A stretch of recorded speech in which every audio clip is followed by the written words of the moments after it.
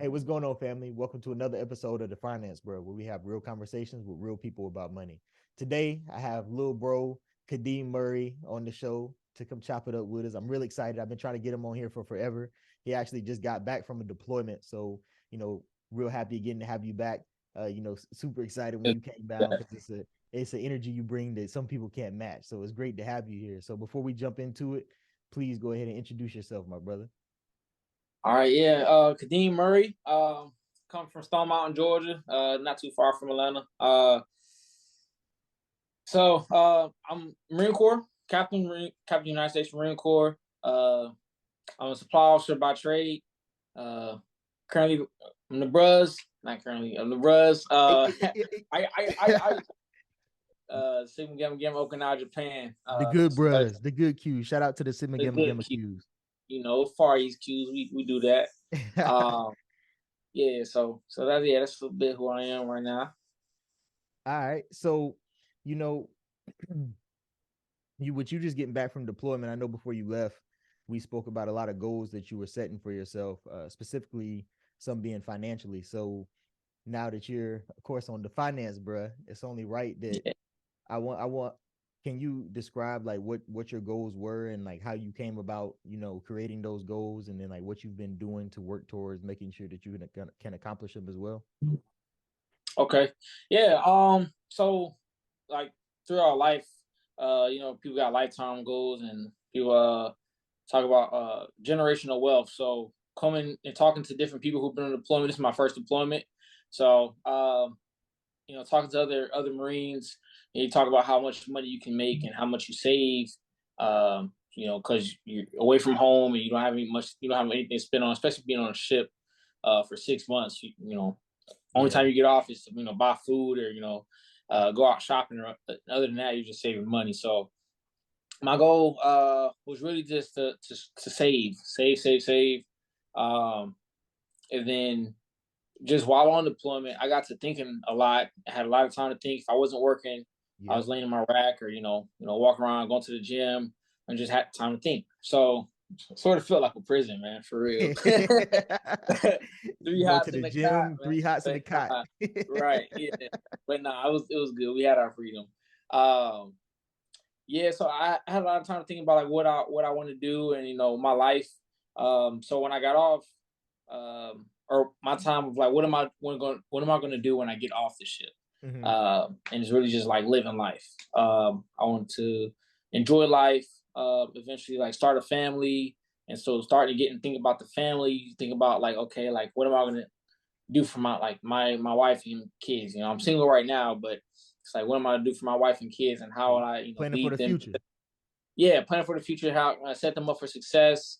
And so I was just thinking about like different ways of like how can thinking back to when I started off my career, when I left college, I had all this college debt, and it was just like anybody talks about debt, it's just a weight that's on your shoulders. It's just like Hmm. heavy. Um, and so I had made some decisions to where I was like basically like not enjoying life because I just wanted to make sure I got this weight off my shoulders as soon as possible. Yeah. So just like anybody, you don't want your children to go through anything like that. So I'm thinking like, how can I set my children up for success to where they won't have to go through that?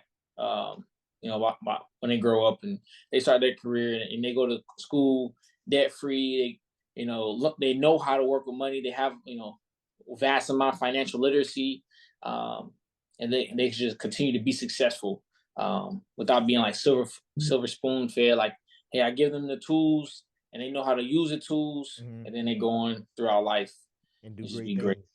Yeah, do great things, man. That's so those are some great goals. Before we jump into some of these other things, you mentioned that you got rid of the weight, even though it was basically uncomfortable to do. Can you explain what that was like? So basically, paying off your student loans just to get rid of it so Mm-hmm. you could breathe and be able to do some other things. Like, what was that process like? First, like even when you made the decision, like, yo, I got to change something, and then after you made that decision, like, what changes did you make, and what was that process like? And then, like, let's talk about what it's like on the other side of it. Okay. Yeah. So it was long story short, sacrifices, right? So graduated. So while I was still in school, I knew I had these different loans, and I knew about this SCRA, Civil Service Relief Act. So I got privy of that pretty early. Thankful for the USA Career Starter loan, so I used that, and I basically used it as a consolidation loan. So all my loans that was 6% or higher, or the highest percent APR loans that I had, I used that 25K, and I paid those off. So it automatically dropped my APR down to like 2.99 at the time when I had it. Who And did then somebody? Did you just think to do that, or somebody tell you to do that? Oh no, I just thought, I was like, why have all these different loans as like 6% here, 8% here, and I was like, I got this. I could have this one huge loan, this low APR, and we just pay these off and then just have the small one. So I just thought numbers. That was good. How old were you? I was probably still, I was 20. You did that at 20? Right? Yeah. That's what I call ahead of your time right there, my boy. Yeah. Yeah, I didn't even know about consolidation loans. I just learned about consolidation loans like maybe a few years ago, and I was like, oh, I did that. Oh. Yeah. Oh, snap. All right, keep going. Yeah, so that's how I started off. And then once I graduated, I was at TBS, the basic school up in Quantico, Virginia. And so now everybody has money. We're all second lieutenants, and we go from broke college kids for the first time. For the first time, we was like, okay, yeah, when we got freedom, we're gonna go to DC, we're gonna go to Fredericksburg, wherever, and have a good time. So everybody was going out on the weekends, going to DC, blowing money on hotels, buying rounds. Everybody buying rounds at the bar. Yep. And for me, I was like, okay, these guys went through ROTC. These guys, had a sports scholarship. They're debt free. They already graduated, and this money is theirs. For me, I was like, I owe somebody. So this money's not mine, and I don't like that. That cloud that somebody can have over you. So I was like, it's like they own you in a way. Yeah. So, and I wanted my freedom. So I was like, I got to get this monkey off my back. So instead of if I go out, I'll catch a ride with them on carpool down there. Somebody will probably have to come back because they don't want to spend some money for a hotel, and I'll come ride back with them. We'll go out to drink.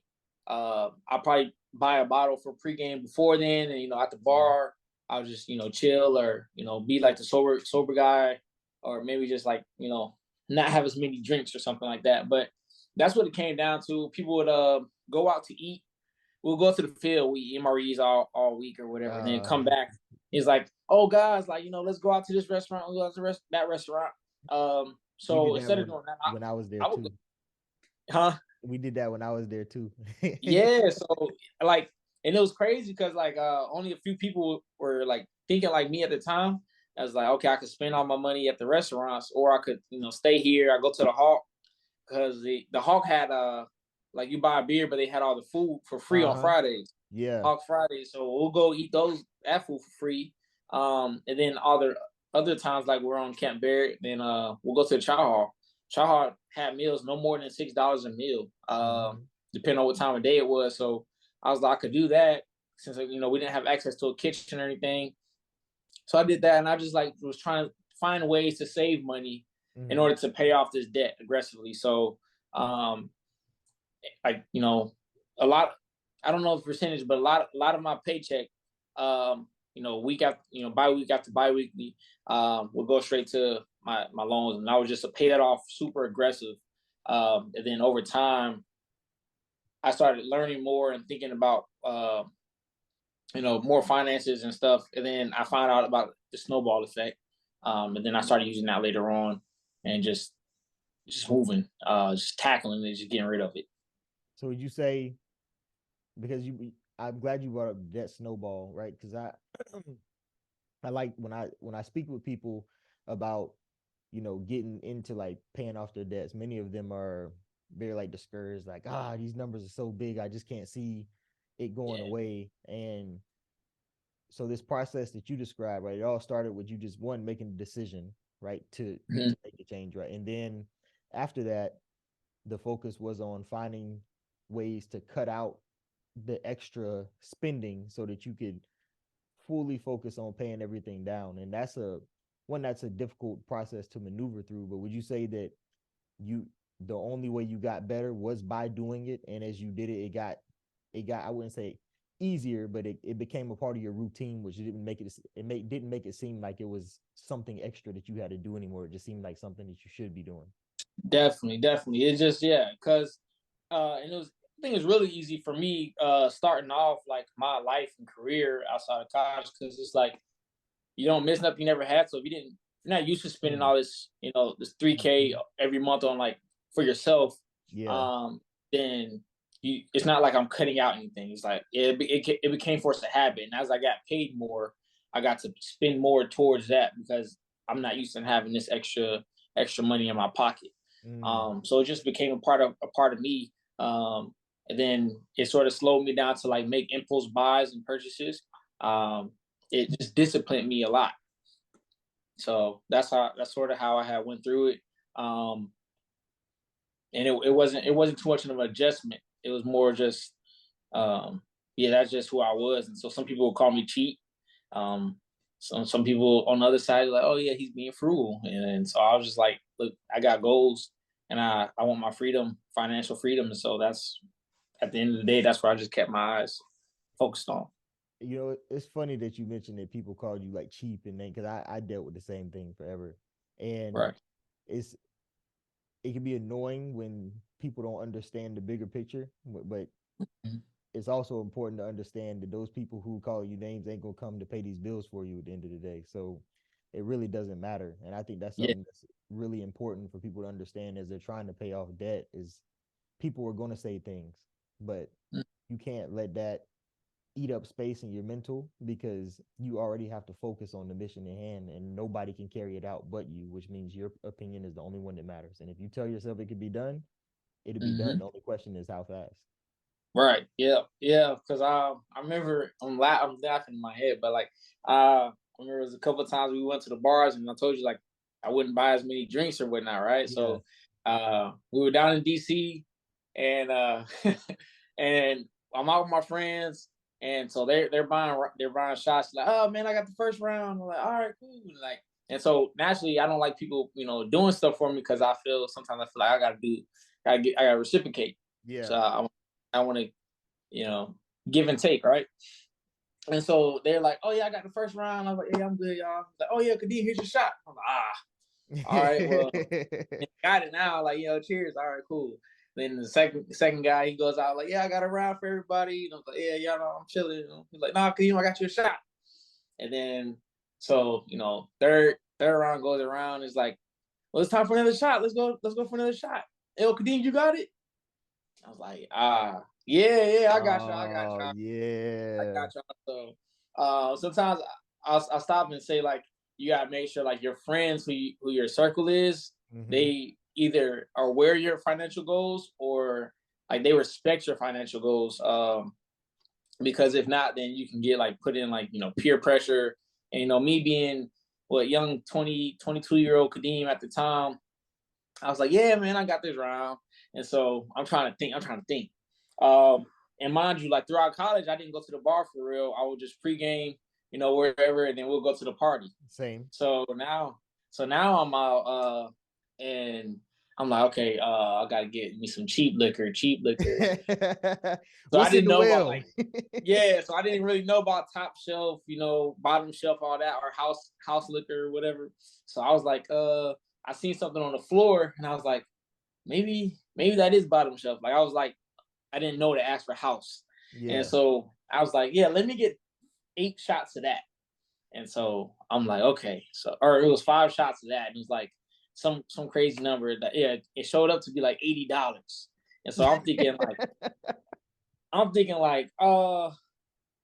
and so she gave me the tab, and I was like, oh man, I ain't giving no tip, man. I can't afford a tip. I ain't planning for this. I didn't budget for this. Like, man, I'm barely gonna be able to eat. Like, how am I gonna get through the week? So, man, I gave that shot, and I'm over here reluctantly, like, man, here, man, here's my money for the week, man.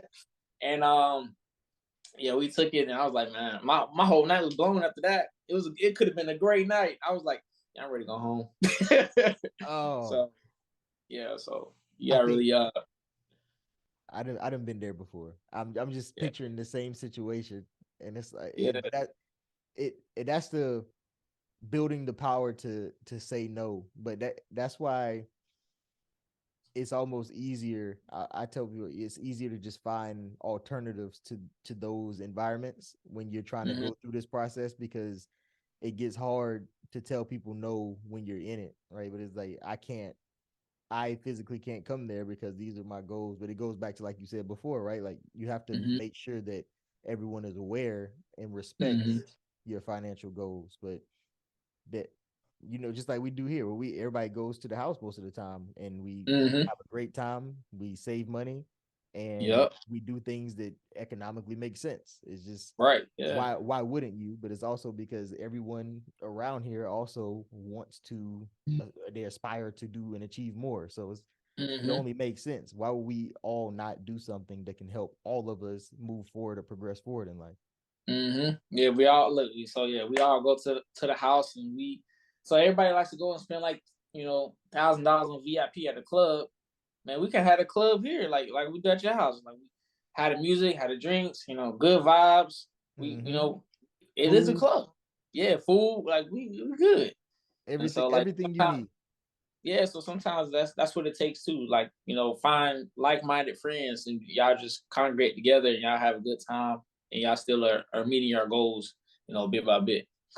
So Yeah, and that goes with the understanding that the good time comes from the people, not necessarily the place. Because you could be at a great place with the wrong people and have a terrible experience, just like you could be at yeah. a, like, just like it's. I always use Okinawa as a reference, right? There's people that go there and tell you they had a miserable experience, and there's people Mm-hmm. like me that will come and I'll scream from the top of the mountains that everybody needs to go to Okinawa, because Yeah. I got the right people around me, and because of that, we had a great time, and that's all it is. Yeah. You get to control your environment. If you don't like the Mm-hmm. people around you, it's not easy, but it's recommended that you aggressively try to change it to be somewhere where you can grow and foster a better life. Like I could, now that we all talk about growing and doing all these things. I couldn't imagine being 30 and having the same mindset that I did when I was 21. Like, that seems like a failure in my eyes now. Yeah.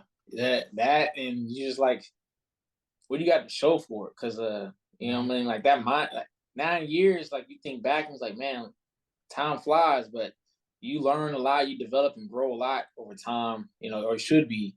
And if you're Mm-hmm. not, and you're still doing the same thing, like, man, remember that day we used to do this and that, and you like you want to stay there, and it's like, man, you got friends who grown and they develop and they moving on in life, and it's like, yeah, that's what we used to do. We don't do that no more. It's like Mm-hmm.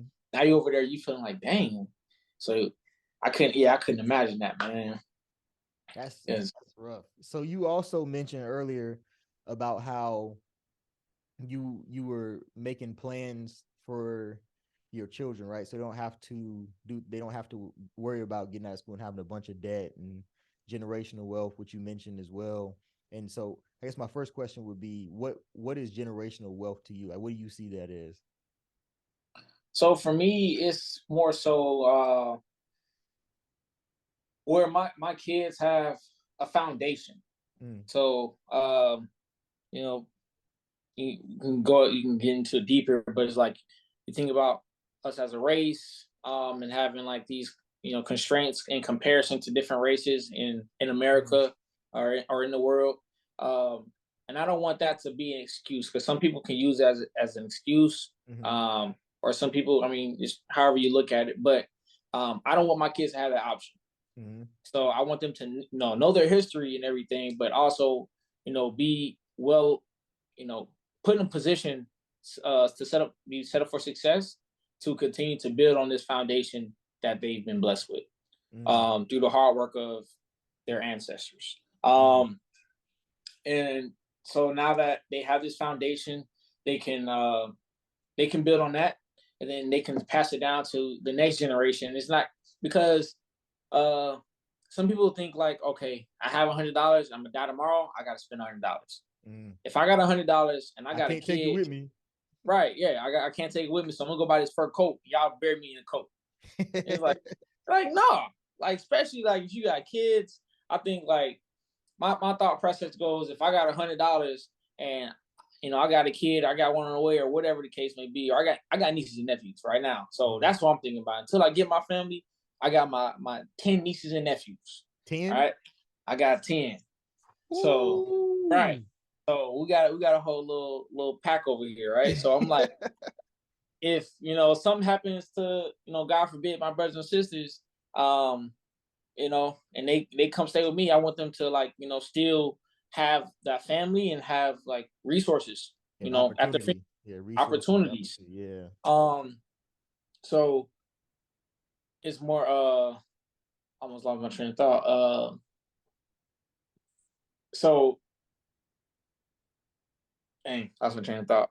You talking about having, like, providing, your 10 nieces and nephews with, like, resources. They came just like your kid. We talking about generational wealth. Yeah, so we all got a foundation, and then so you have the resources to build and continue your foundation. So yeah, that's what I'm saying. So if I get buried today and all I have, or I'm getting buried tomorrow and all I have is $100, and I know I have $100, I'm not gonna just go spend it on some, like, something materialistic, that, or go eat at some lavish restaurant where I can't take it with me.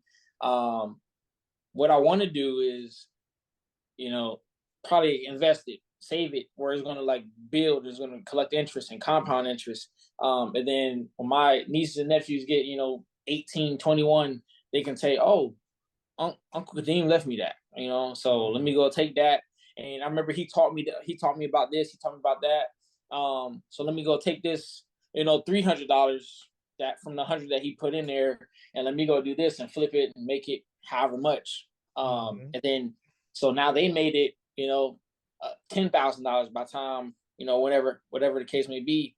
They have their own child, and they teach them the same things, and like now they flipped it, and they flip it to $1 million, and it just continues to grow and grow and grow because they have this, something that started off as small as $100 from Uncle Kadeem grew to be like this, wealth of money, but it's also like knowledge of resources, and opportunity, as we talked about. So, and then while I'm resting in my grave, or from heaven looking down on my family, they doing great things down here, and they're just having a good time.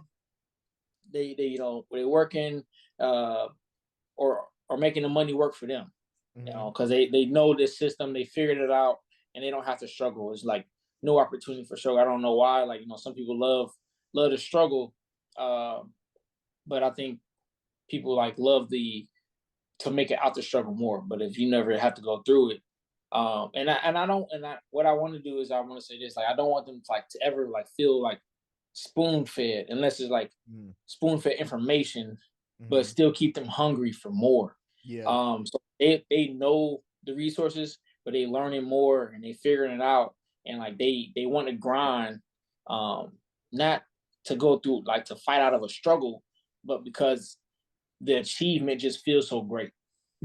Um, with all, of course, and all glory to God, but like the achievement of everything that they're putting their work towards, it feels great, and something that they can share with others, not just in the family, but because we uplift. So we give, my friend over here, my cousin over here, my cousin over there, like, we just everybody's learning, everybody's growing, and that's what I want. That's my vision of generational wealth. No, that's huge. So a huge part of that you were mentioning too is knowledge, and I couldn't agree more. I think generational wealth is an extremely huge part of generational wealth as a whole, because without knowledge, it can only continue so far. But I think it's also important, like you said, to make sure that along with the knowledge, they also have that thirst and that drive to do more. But it's easier, at least I hope, and I've seen some people, but I hope for me, for instance, when I have children, I hope that through them watching me, it becomes, like they say, the children really watch, right? And because they see me Mm-hmm. do those things, it's not going to be as difficult to train them to do it. Because, oh, pops do that. Oh, and then so Mm-hmm. they're gonna want to emulate you, and they can either emulate you doing the wrong actions or the right actions. So if I Right. take Yeah. the time to make sure that I'm doing those, and find ways to start getting them involved and teaching them that Mm-hmm. knowledge. And for me, I'm gonna try the earlier the better. Like I don't want to be like, oh, you gotta wait till you're 16. Nah, if you at Yeah. 4, if you understand this and stuff, yeah, you can repeat the definition of debt to me, then you're gonna know what debt is. Like I Yeah. wanna get that stuff in there quickly, Mm-hmm. because the more time they have to learn that stuff, by the time kids learn so quickly, they can be a beast Yeah. out here by the time they're 18, and that Oh. carries on. Oh. And like you said, and then the generosity too, right? The generational wealth spreads through the giving piece. Like Mm-hmm. what good is the knowledge if I'm the only one that has it, right? I Mm-hmm. should be giving it to everyone else, especially the ones that Mm-hmm. show themselves worthy to know it. And being able to be in that position, especially in a family where you can be that that well of information for everyone to Mm-hmm. soak up and support and guidance. That's a huge honor to have when you understand the power that you have, right? It's like, oh, Yeah. I can teach people how to do. I can help you fix this. I understand it. I can explain this to you. I can guide you Mm-hmm. on the correct decision to make, why you shouldn't buy that car or why you shouldn't be renting that apartment. And it's like, oh, Mm-hmm. you saving people, years and years of work trying to undo something they did just because they didn't know. Mm-hmm. Yeah. So yeah, like my thought, I was thinking about that one time I was at home because I don't in Marine Corps. I don't get to see my family that much. So the times I am home, I try to like just pour into my nieces and Yeah. nephews as I can. Like I got to just like, hey, come here, give me a hug, and let's talk. Sit up, let's play, let's talk, let's play, let's talk. And so I remember a couple years ago, I was at home for Christmas with my oldest nephew, and I was trying to teach him about interest. Hmm. So what happened was, I think somebody, I think my dad probably gave him like 15 or probably think it was $20 or something like that. And so I was like, okay, hey, hey Nas, let me get your 20, let me borrow your 20 and go run to the store and then I'll pay you back, 20% interest or something like that. Hmm. Invest in me for a little minute so I can use it to go do something, and then I'll give you that and some more. And so Hmm. he was like, what? No, this is my $20. He was like, I love you, but nah, you good. And so I had to, of course, I had to go grab my sister and like explain to him. So she was like, "It's okay, he gonna give you some more." And like, but what I was trying to do was basically like run it like I was a business, Hmm. and I wanted him to pay me because that's all it is. Business take your money, they go do their work, and because they made so much money off of yours, and they'll give you yours back and some more. Hmm. So I was just trying to, get that to him at a young age. And of course, he was 6 at the time, so he wasn't going to Yeah. understand. But my thing was to like every time I come home, I do it more, over and over again until he knows like what's going on. He understands the concept, so Hmm. then he also won't be fearful of taking chances. Mm. Um, he'll learn that okay, investment doesn't always mean you lose. Um, you can also learn gain from it too. So I went to the store, I got change for a five or whatever. I came back, I was like, yeah, I appreciate it. Gave him his I gave him his money plus an extra $2 for the 20%. Mm. And then so gave him a text message because he's spoiled. He got a little phone, 8 years old. How old is he now? Yeah, he 8 now. Big 8. He think he grown now. Oh man, he like a little teenager, man. It's wild. He's playing. It was last Christmas or Thanksgiving. He was with the kids. He's like, I know they're gonna annoy me. They're just boring. I was like, what? Oh, you a kid yourself, man. What are you talking about? Go play, man. Get in my face. Um, yeah, man. So I try to do stuff like that, and of course, like you don't understand, but I think like little stuff like that. People get creative. The imagination is yours, so like you can go as big as you want to go. But these kids, like you said, like they'll soak up any and everything. Like whether you give them your phone and let them get on TikTok for 30 minutes, or Hmm. you can talk to them and have a valuable conversation. So I try and do little stuff like that, and I see there's a lot of like little workbooks and all that stuff too. So plan on like investing in some of those like little tools and just Hmm. gifting those out to my friends, gifting those out to different family members Mm. when they have a little one expecting or they're expecting a little one or whatever. So that way they can like read them this book, or have this little workbook over while they're doing their homework or after their homework, or if they start asking questions, you can show them and walk them through it, and you Mm-hmm. can use it as a tool. So I think little stuff like that is definitely like one of my goals or objectives to do to like reach the goal of generational wealth as well. That's so. I don't think I've ever heard anyone with the story of like being so involved so early with teaching a child, about like interests and things like that. I think that's super dope. Like that's cool. Big kudo. That's a big bark to you. Appreciate it. But it is Appreciate it. because I think we go wrong by thinking that these children are too young when in reality they're not. Like they can be learning these things now, and Mm-hmm. but it takes the creativity. Like you can't go and give them adult life level topics. You have to figure out how to lighten the load so that they can just simple concepts and then start to build on it and Mm-hmm. apply it with different. I think that's even though he may not understand. I'm telling you, I can't wait to see what he's like when he's like 10 and you're like, oh yeah, he next thing you know, because you can see these videos online, like 15-year-olds actively trading Yeah. and making a lot of money and say it could be. Yeah. These kids are smart. Like if we, as long Yeah. as we just allow them to be smart, they're gonna be very smart. And so Mm-hmm. that's super cool. Like and even and I know he might not be super interested in it because he's young, but Mm-hmm. I think especially because you the uncle too. Uncles always have that different way to get in, so he might listen more because it's coming from you.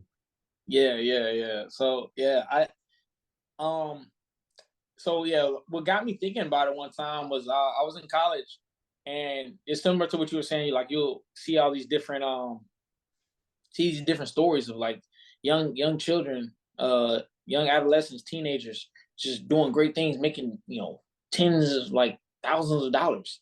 Mm-hmm. Um, and so I remember there was a story of this young kid. I think he was 11 years old at the time, and he learned to import exports, like tradings.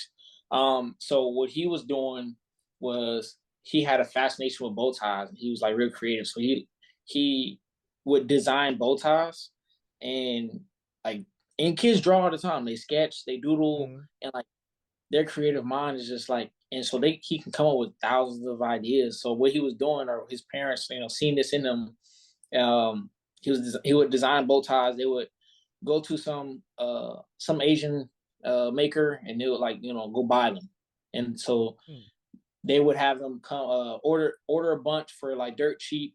He'll flip them and sell them for dollars on a penny, to this place, to that Mm-hmm. place, to this place, and that place. And although maybe he was just a designer, but he was a part of the business. Yeah. Or if I don't remember because it was like years ago. I'm like losing my memory on that, but either he learned the business and he like ran with it, or he was just the designer of the business. But regardless, like if you just pour into like whatever they care about, like Without a product, there is no business. yeah, exactly. So I seen that, and I was like, man, like kids are like super smart, and then like everybody's like, oh, my kid's smart. They can count. Like, yeah, they can count. They can do a whole lot more too. Yeah, a So whole lot more. yeah. So, what would you say the hardest thing has been, or what was for you as far as like setting your financial goals for for someone listening who's kind of at that moment where they're maybe figuring that they do want to free themselves up from some debt and they're also wanting to like make more money, save more money.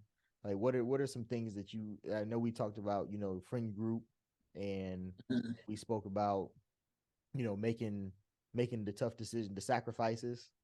And Mm-hmm. I think that's something that needs to really be harped on because that's something that's hard for people. Oh wow, I wanna I want to do that. Like I'm sure you wanted to go party at TBS. It's just like there was Mm-hmm. times I wanted to go party at TBS, but you realized what was more important. Like this For pain, sure. this little bit of fun tonight isn't gonna get rid of this pain that I feel every day.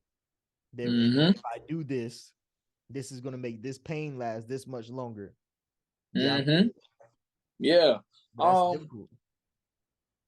I think the first thing to do, first step is in anything is well, I think if they're watching this, they already probably taking the first step, and that's seeking knowledge. Mm-hmm. You gotta get knowledge. People say knowledge is power. I had a principal would tell us applied knowledge is power.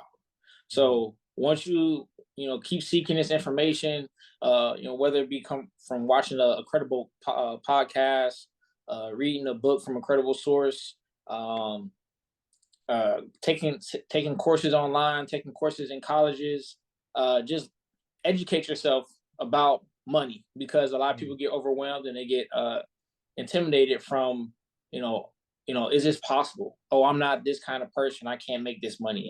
I'm not, whatever. And they start to already discredit themselves. They got to believe in yourself, seek knowledge, and then apply what you learn, and don't be afraid to go for it.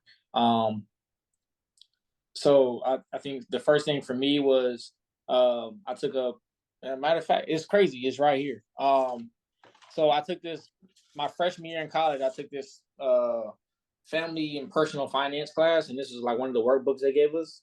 And so I just kept it. I was like, I'm not going to throw this away after sometimes after you dump the class, you throw your books away. That was smart. Yeah. Though. So this was just something that I had. This was like, just one of my tools that I had just starting off. So every now and then, like throughout college, I'll go back and I'll just look at it. If I had questions, I'll go ask professors, or I'll go ask somebody on campus who I felt was a credible source and like they knew what they were talking about. They were pretty savvy. But I think that's the first one. And then it takes the discipline to actually apply the knowledge. Sometimes it's not always easy. Sometimes it'll come to you. Sometimes you got to make those sacrifices. So it takes discipline to continue to do that. But I think there's a sermon that I learned my freshman year is they call it 3 Ds. And it's the first D is drudgery. So anytime like you're starting something new, probably it's not going to be hard. You're like, man, I hate it. I don't want to do this. I just know I have to. Like, I got to fight through it because it's unfamiliar. It's change. We're creatures of habit. And then the second D is discipline. So, you fought through it, and then it becomes a point like, hey, you start to hold yourself accountable. I have to do this. I have to do that. I have to do this.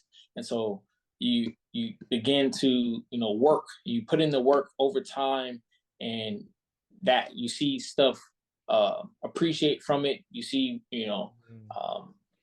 outcome, and it's positive outcome. It makes you feel good. So then you get desire. That's the third D.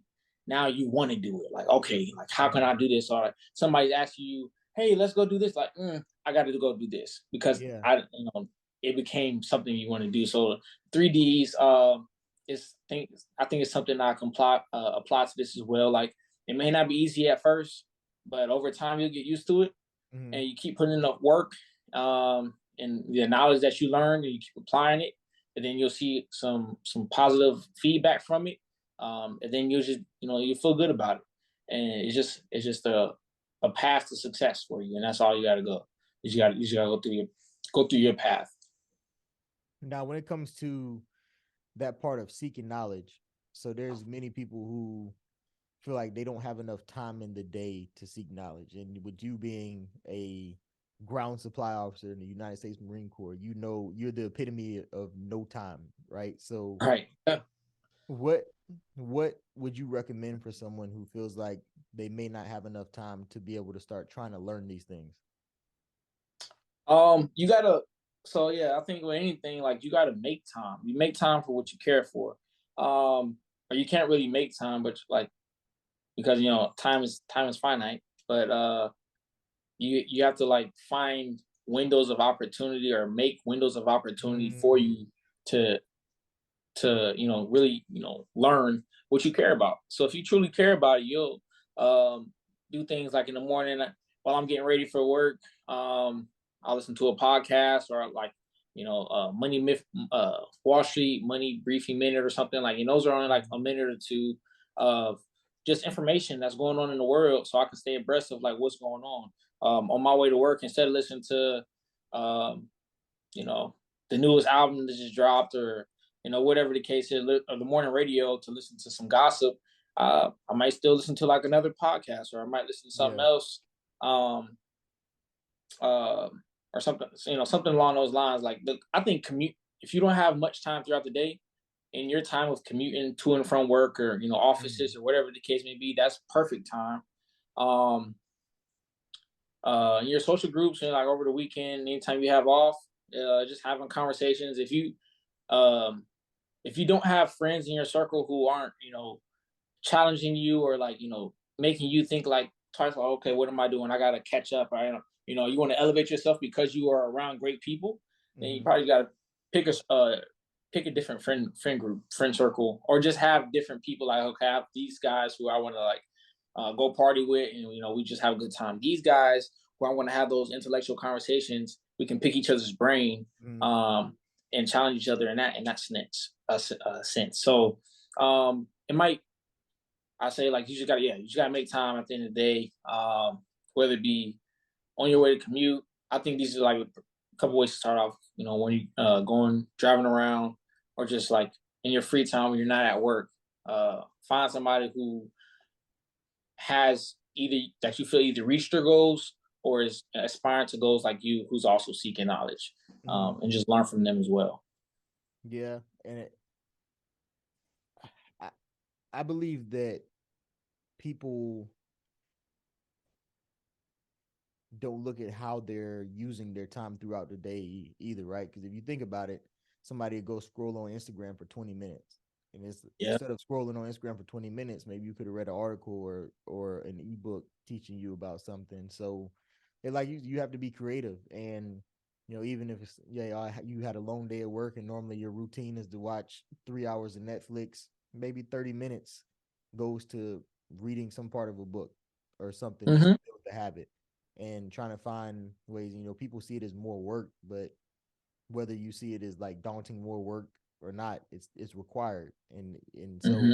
the more we can find ways to just enjoy the process and like, this is a requirement for me to get to where I want to be, and just Hmm. accept the fact that the work needs to be done. It'll make it still has to be done, but you probably get it done even faster because now instead of seeing it as something that you have to do, you see it as something you want to do. Exactly. Yeah. Like, sort of like going back to the 3Ds, huh? Mm-hmm. Um, I'm gonna need that too. I like that. Yeah, I definitely share it to you. Yeah, I find the verses and everything that was associated to it. It was good. It was good. I learned, yeah, that set me straight, as a young 18-year-old, on a lot of stuff. Mm. Hey, see, who gave you that at 18? Where'd you get it from? So, matter of fact, I don't even think it was a sermon. I think it was a Bible study. So I went to a private Christian school, Carson University, my freshman year. Mm. Um, so they gifted us all with a FCA Bible, Fellowship of Christian Athletes Bible, Okay. and The blue so one? in the back of it, say again. Is it blue? I think it was. I think I it think was. oh no, it says God's game plan. It was one I got at the Shrine Bowl. That's why I was like, oh snap, I wonder if they Uh, gave us the same one. yeah, yeah, yeah. So, and I remember in the back, like, they had, each one was a different day, and I want to say, sometimes the memory gets fuzzy, but I want to say this was actually on my birthday, because it was during football camp when I read this one. Um, but anyway, it was in the back of the Bibles in the Bible study section, and so I remember just reading through it, and I was like, oh, that's pretty dope. But then I just started thinking about the different ways I could apply it. I was just pondering on it throughout the day, and now, I just see it in like so many, like, how you can apply it to so many different aspects of life. Mm. Like, yeah, physically, mentally, emotionally. Um, yeah, I mean, it sucks. Embrace the suck. They're saying in the Marine Corps, like, embrace the suck. It sucks to suck, but like, it does at first, and then it's just like, yep, what has to happen. You got to do it, and then boom, like, now you flourishing, like, it's good. You're great at it, so just do it. Part of the reason that people feel like it sucks so much is because it's a change. And Yeah. that's the difficult, but nothing I don't really know any situation where change is necessarily comfortable, right? Even for the betterment of you, right? If you were sedentary and you start working out, the change is going to be painful. You do legs, you're going to be sore 2 days later. Mm-hmm. And Mm-hmm. that's just a part of the growth process, if you will. And it's the same Yeah. thing here, but if you're going from a lifestyle that you're comfortable in, but you're not achieving the things that you want to achieve and reaching the goals that you want to achieve,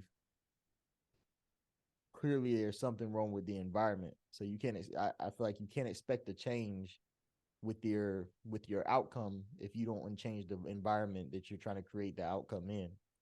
Mm-hmm. Yeah. It's like 100% agree. 100% agree. Um, yeah, you have to look around and see like what's going on, and like what do you want to do? Like, is this conducive to my goals? Is this conducive to my vision? And if not, then you got to change it. You can't blame nobody else. You just have to change. You can only affect what you can control. And if you see like yourself in the scenario where you can control you know, the current circumstances to change the outcome to something that's for the benefit of you, Mm-hmm. why not? Yeah. It's not going to be easy, like you said. Like, change is not easy. Like, we are creatures of habit. We do what makes us feel comfortable, and if not, then we will adapt to it until it becomes comfortable. Mm-hmm. So if you change your habits or you change your actions, although it may feel uncomfortable at the beginning, you'll get used to it. If you start eating something or cut out something from your diet, you're like, oh man, I really miss that. It's hard. But then your body gets used to it. Mm-hmm. And then you start to think like, oh, I remember I used to eat that. I used to look like that. I used to Mm-hmm. think like that. And you look at yourself now, I think a certain way, I look a certain way, I act a certain way. That's totally different, all because you have the discipline to continue to what you set your mind out to do. Um, like, the mind is powerful, and if you set your mind to it, and you truly believe it, have faith, then you'll definitely see some changes. It's kind of crazy how all these things tie together to help you get more. Like if you say you want to get more fit, well, it helps you financially because if you're more fit, that means you're gonna, well, typically, right? Unless you're going to like Whole Foods or someplace I've never been, but if you're shopping and Right. maintaining your budget, like Mm-hmm. now you're eating clean. You're not buying 12 bags of chips and all the snacks and all the juices and all the candy. Mm-hmm. Your grocery bill goes from $300 to 120. Yeah. You saving money there, and then maybe you get a little gym membership, cool, but because you're at the gym, maybe you're not spending so much time doing other things, so you cancel the other memberships now, so it balances Mm-hmm. out. Like then you're working on your mental now instead of going out and spending money on unnecessary things. Like maybe you buy a book or a course every now and then, but now instead of being out, you're taking the time to read and learn these things, which means you're in the house not spending money, but you're also learning more to be better. And Yeah. it's crazy. Like Yeah. Those dollars really add up really they fast, do. man. It's same Yeah. way that those little $5 charges every day at the snack, at the gas station down the street or the MCX on base adds up Mm-hmm. over the month.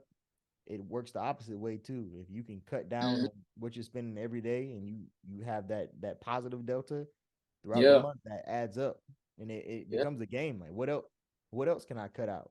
Right. Yeah. That's what I say. And He's like, and food is a huge piece because if everyone just I just want to work, I'm gonna get fit, I'm gonna eat right.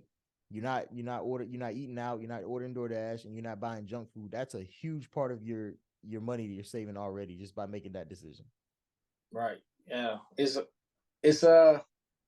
yeah, the game part, that's really what got me. It's like, oh man, like, shoot, this is cool. Like, you see that number, you see that, the uh get that dopamine, from, Mm-hmm.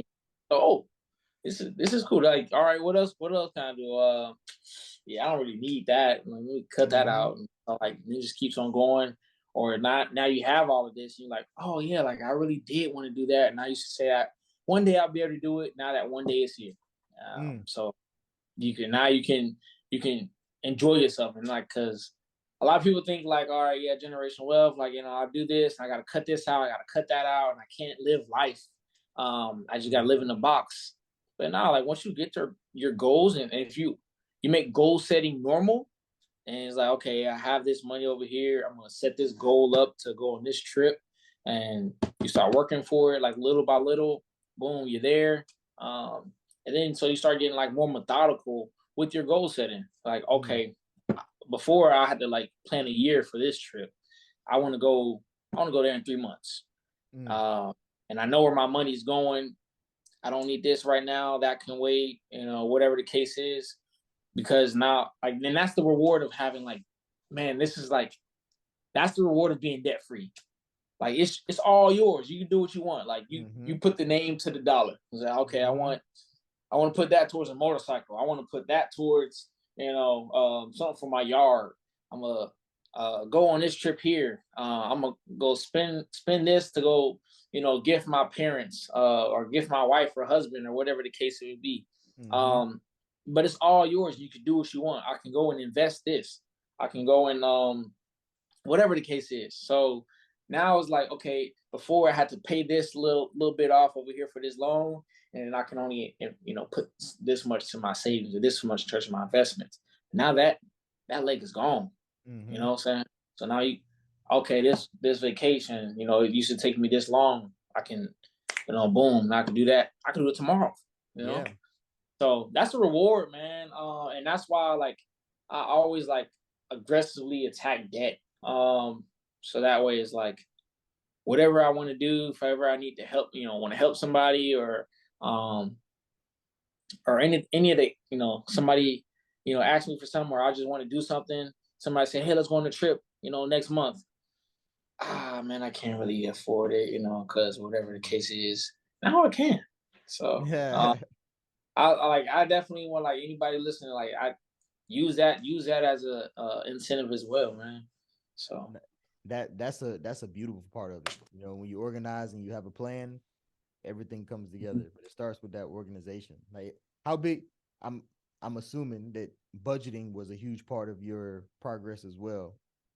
yeah, um, and it's hard. It's hard to budget. Like, starting off, um, so, like, even, and there's different ways for people to do it too. I know some people use, like, the envelope method. Mm-hmm. So you'll have so many envelopes that's, written off or whatever the case is, and once that money's gone, and that money's gone, it sort of, like, Mm-hmm. helps you, because you're like, oh, I blow money fast on this, and I blow, have so much money on this that I plan on using.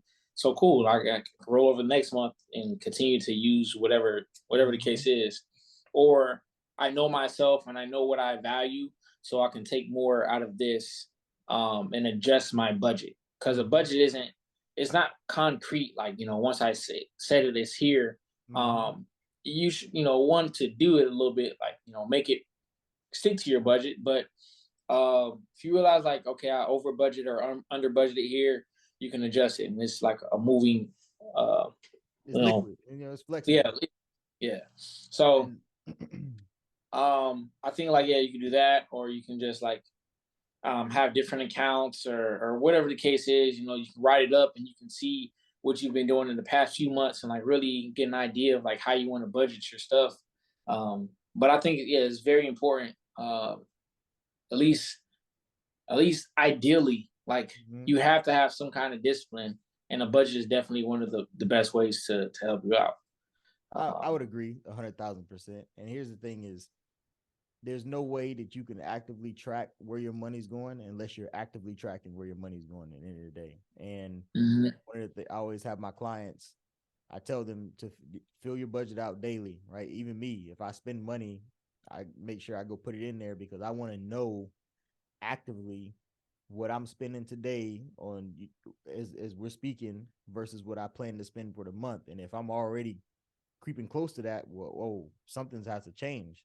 But right. now I can catch it before it's a problem as opposed to leaving it unchecked and now it's always a problem, right? Because Mhm, now I have a active, if I budgeted $400 for groceries this month and then we're halfway through the month and I'm already at $300, I got $100 to last me the next 2 weeks. Is that possible? Or I need to adjust something? Like, what needs to happen? I need to pull money from mhm, somewhere else, which means I got to spend less on something else, right? But mhm, it gives you that ability to keep track and really manage your money. And I always ask people is you spend your hard earned time, you spend your time that you can't get back to make mhm. that money. So why would you want to just let it go? Is your time worth that little to you that you don't want to sit down and make sure that the money that you're giving your time for to earn isn't going to something that's going to make your life better? And I don't mean material things when I mean better, right? It's, you know, it's going into creating assets that allow you to free up time. Maybe you don't have to work as much. Now you can spend more time with family. Now you can go take those trips. Now you can Mhm. spend more time working on personal development because you don't have to take all those Mhm. extra shifts at work.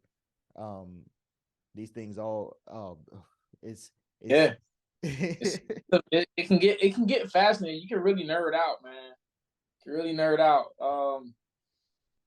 And it's just like, yeah. Then so like you learn more, you see so much, and it goes back to what we were talking about earlier. It's just like then you want to share. You want to like hopefully you just want to share with yeah. everybody, and become a philanthropist with not just your money but your knowledge. Like I just want to That's the share with big the piece. Yes. yeah. Because like, So yo, come do, like, we can all do this. Like, you understand, this could be all our life if just do this. And also, because I'm telling you this, I understand what it takes. I'm not going to ask you to go to the club every weekend. I'm not going to mm, ask you to go eat out, go out to eat or to go to brunch every week, right? But we need to do these things because we can all, life can be so much better for all of us. These worries you yeah, have can be, just have to do the work now, but we have to also stop telling ourselves that I'm going to do it later, because later can become never very quickly. yes, And definitely. if it's important enough for you to tell yourself to do it later, why not start now? Because if you don't start today, you're only prolonging how much longer it's going to take you to be able to do it. Hmm. Yeah, one of the things that got me on that too was um guy came to our school, Alabama State, where I went to college at. I didn't say that earlier in my introduction, but a guy came to our school. He had a financial literacy class, um, and he showed the chart. A lot of people usually show this chart of like, okay, you know, employee B started investing at 18 years old, and compound interest. This is what happened over time.